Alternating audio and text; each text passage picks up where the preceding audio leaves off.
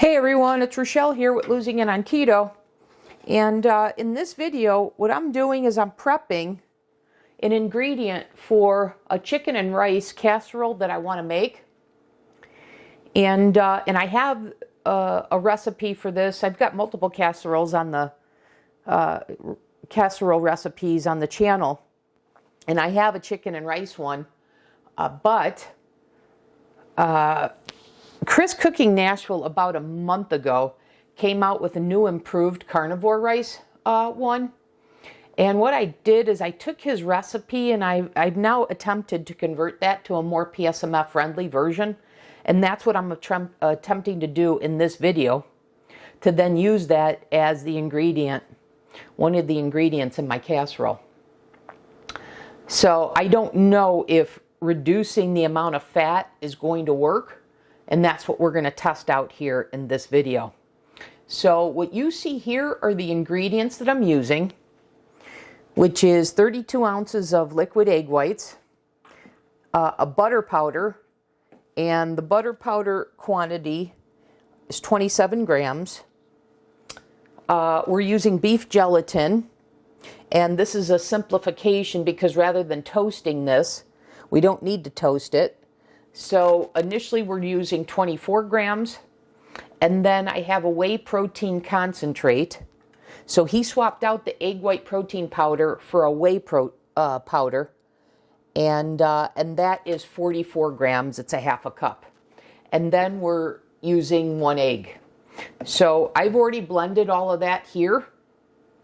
And of course I did the liquid first, so I don't have the powder around the blade.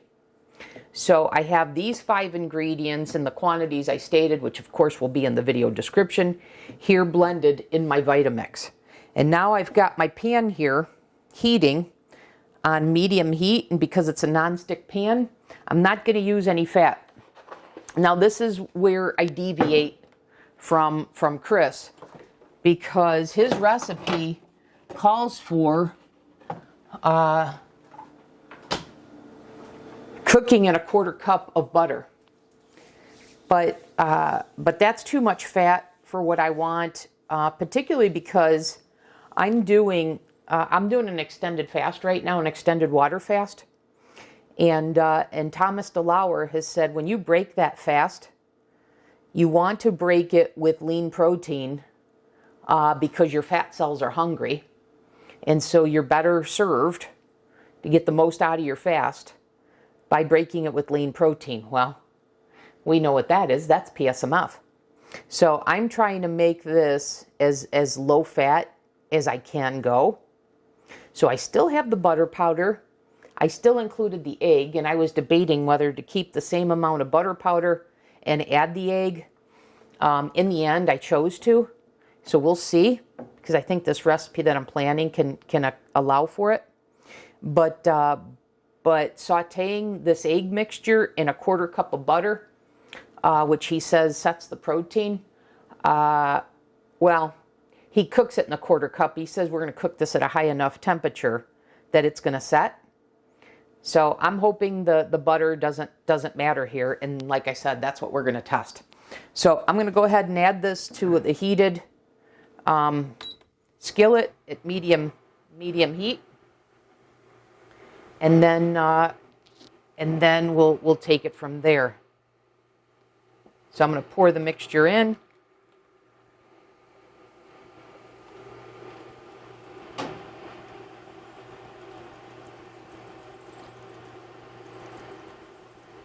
So if you had the smaller cartons of the egg whites that are, that you can more readily purchase, then you would use 2 of those rather than this larger carton. Okay, I'm going to get these out of the way. And we're just going to cook this until, we've completely scrambled this and it's all, there's no wetness. So I'm going to go ahead and do that. I'll come back in the next segment for the next step after this is finished. And I'll tell you how long it took to scramble, fully scramble this quantity.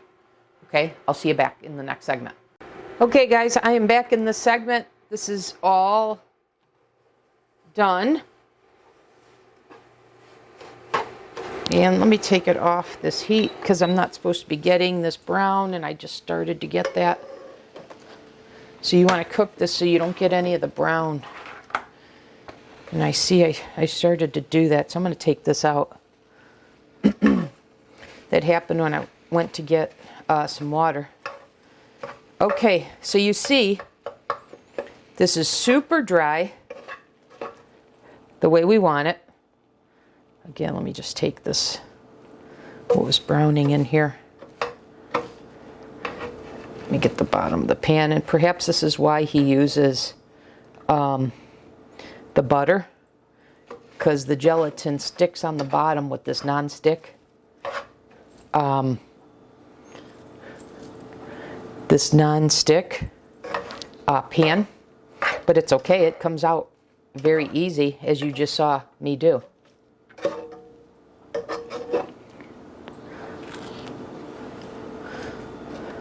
Yeah, that's the gelatin.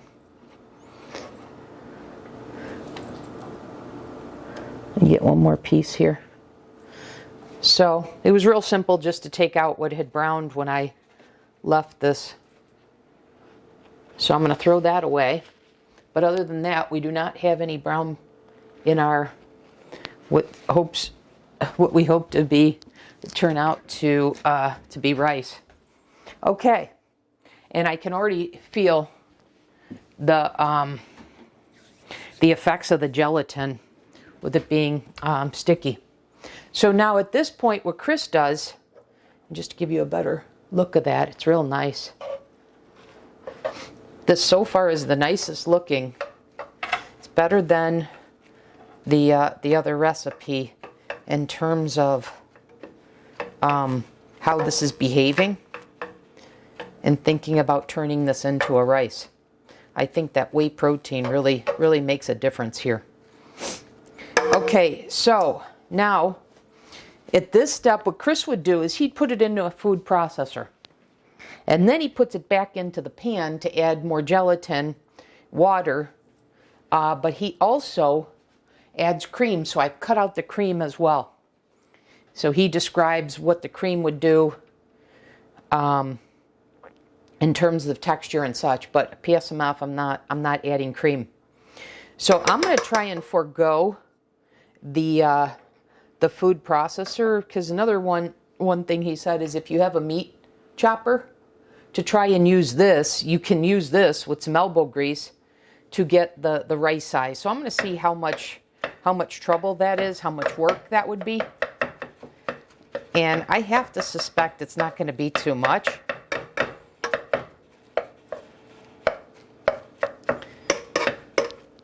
So this would simplify it even that much more, because we don't have to transfer this into a food processor just to put it back into this pan.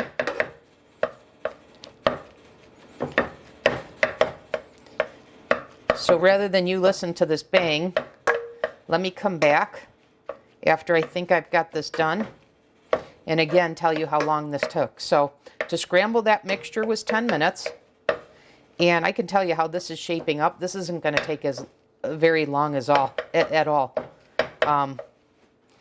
This is already coming together very nicely. If you wanted smaller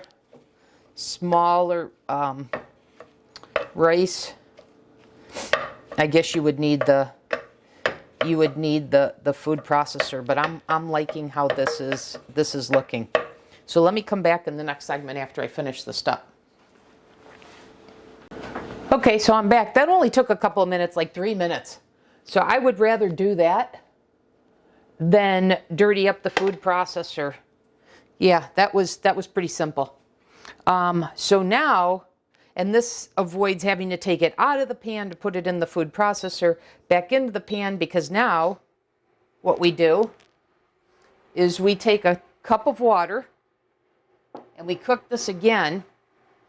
And I can see right now how this is more starchy than the prior version.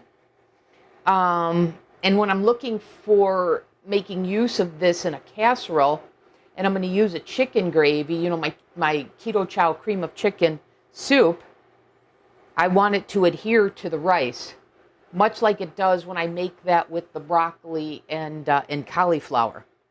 So far, I'm pretty encouraged by what's happening here. But now we add a cup of water to this, and we cook this until it all dries out. And what we do to help that water to dry out is we add salt. So we're going to do that now. And then he says, if you want a more starchy texture, to add 2 tablespoons of, he says, a large pinch of salt.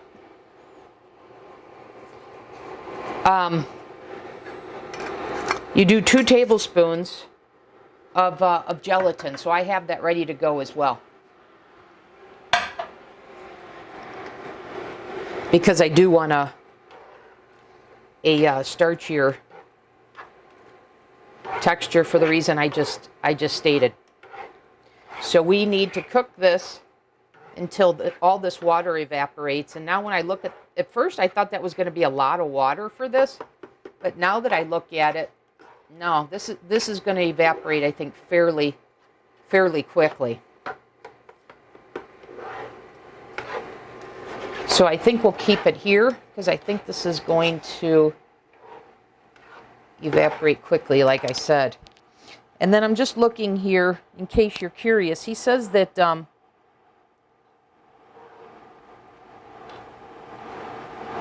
he says if you want a sticky rice type, that's when you use the cream. And you want a starchier one,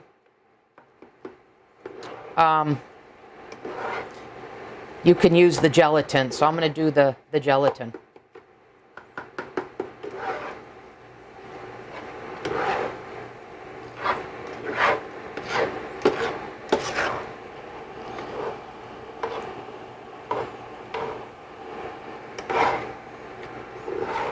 And while I'm doing this, I'm going to go now ahead and add the gelatin to this.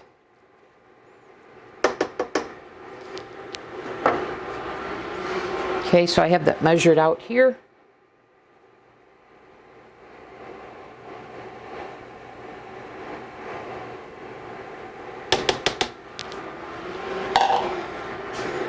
Okay, just work that through.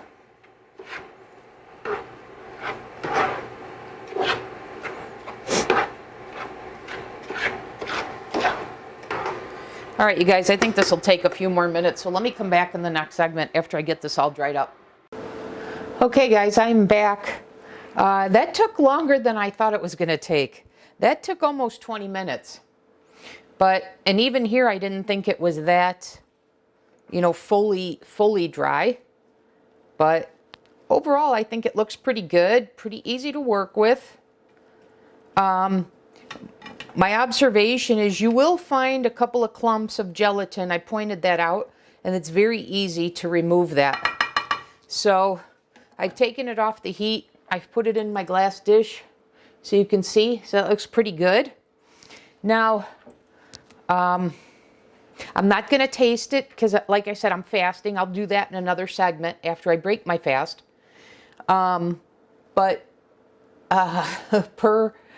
Per my typical antics, I couldn't help but wonder, after that took that long to get the water evaporated, so all in all, I clocked this recipe here took 45 minutes. And I will say that neither step, the one to scramble it or the one to get the water to evaporate, required one to stand over it and constantly mix it. But still, it was 45 minutes of, monitoring the stove, occasionally stirring, etc. So I wondered then, what if I made this in the steamer? And I'm thinking if I make it in the steamer, because as I was making this, I realized I think what the purpose of the water is to steam the rice so you get that texture because I noticed that the texture did change as a result of adding the cup of water. So I felt like when I was making that, at that step, that I was steaming the mixture. So that led me to, I needed to make another batch anyways. So what I did, and what I have steaming behind me, is I made a second batch, and I've got that going.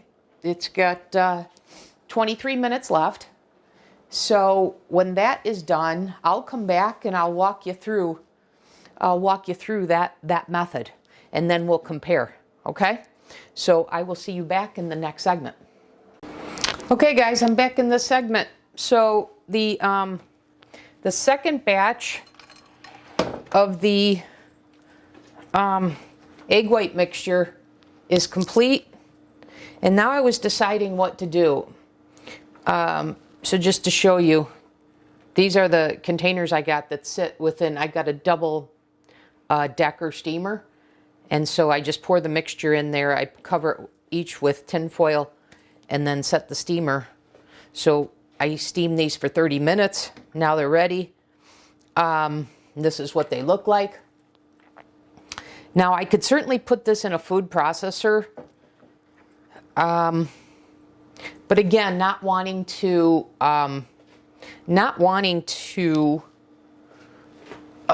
dirty that if I don't need to. I'm going to try the same thing. I didn't clean this pan because I anticipated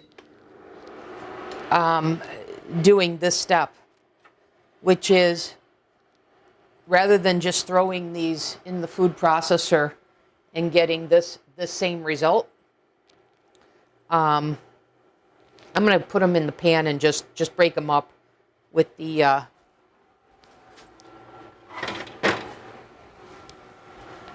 with this tool here.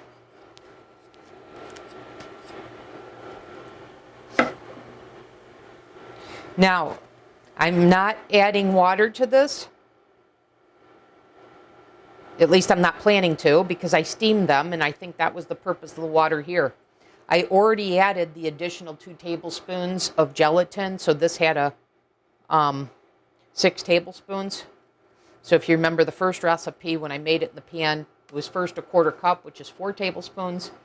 And then when you put it back in the pan, it was another 2 tablespoons when you added the water. So I've already done that with this recipe with the 6 tablespoons.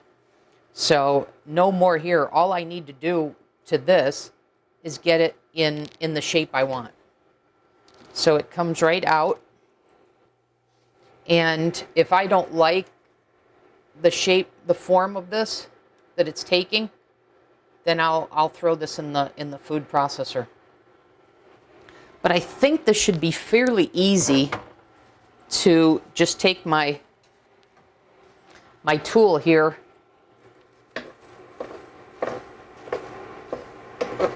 and break this all up and get something similar to that. But we'll see.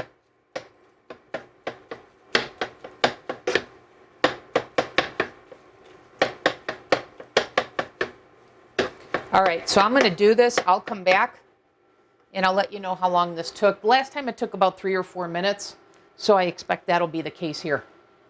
Okay, guys, back in this segment.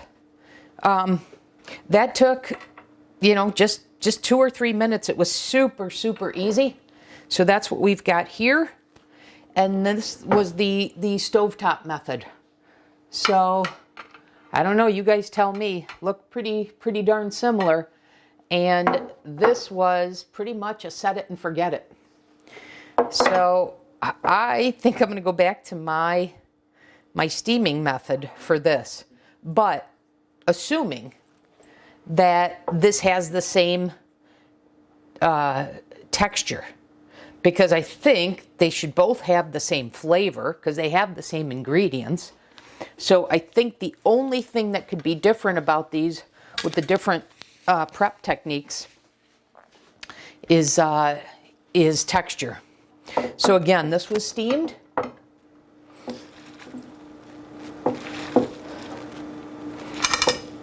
Okay, and I haven't done this yet, so I don't know what Okay, they feel similar except for the fact that this feels drier, but it could be because this has been sitting out much longer than this. This is still warm. This is completely cooled. So I'm gonna leave these here, let them cool, and then I'm gonna and then once the one I just made in the steamer cools down, I'm gonna refrigerate these. And like I said, I'm not gonna give them a taste test yet because I'm still fasting. But when I do, I'll come back in that segment and give you my verdict on them. And then when I make the casserole, I'll give you an updated verdict based on that as well. Okay, but so far I think the steaming method would work.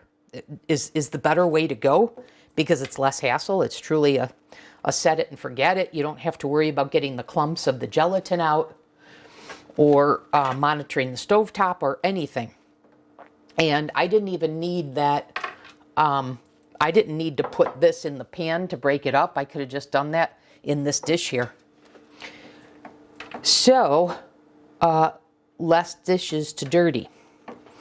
So that's going to do it for, this will do it for this segment. I'm going to come back in the next segment, like I said, and report back to you. Okay? But I'm super encouraged. Oh, I know why I was hesitating. It was because overall, comparing, regardless of whether you do this version or this version, this is much easier than the first version. So assuming this all works out, this will be my go-to approach. Because if you remember, the first version required you to brown the gelatin. And then you had to bake it with the gelatin to get it to set after you dried the egg whites, etc. This seems like a much easier approach.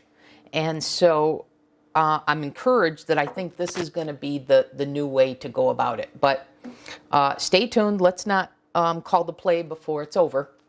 Arrows are pointing up. I'll see you in the next segment. Hey guys, I'm back in this segment. It's the next day. I've got the carnivore rice, so I'm going to give it a taste and texture test. So I've got the one that was made fully on the stovetop, and then I've got the one that was made in the steamer. So I'm looking for two things. One, I'm looking for just the recipe itself. Is it good? And then assuming it is, then does doing it the steamer way produce the same or better result than the stovetop? Because this is much, much easier. It's like a set it and forget it that I demonstrated in the earlier segment. So let's see. Here's the stovetop one. And I just took these out of the refrigerator and I popped them on auto defrost in the microwave.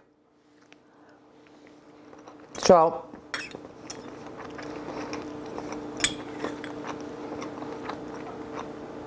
I can't account for, what did the microwave do to this? So I can tell you, this is fantastic.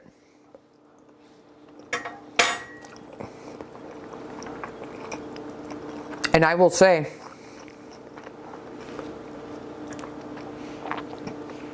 this to me is more rice-like than the recipe from before. So this absolutely works. So given that, let's hope that the steamer method works. So here we go.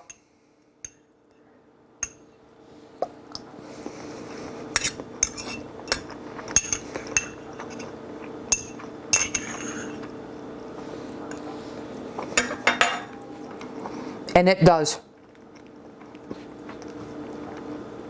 I actually couldn't tell the difference. Excuse me. Got the hiccups. I actually could not tell the difference between these two. So, like I said, I found this a more efficient way to make this recipe. So that's what I'm going to go with, and this is quite good. And you don't have to worry about baking this and then creating that mixture or browning the gelatin, toasting the gelatin. So this works, you guys. That'll do it for this video. The next video that you'll see is me making use of this in a recipe. So I have planned to, I have a taste for a chicken and rice bake. And I've made that before, or a version of this before. And so I'm going to be making that because I really have a taste for it. And one of the things I'm going to be on the lookout for is, to me, this does have a more starchy, maybe that's what I like about it. And I'm looking for this, because I'm going to use a chicken soup. I'm looking for that to absorb more of the chicken soup. So watch for that video. But guys, this is a keeper. Okay? Thanks for watching, everyone. I'll see you in the next video.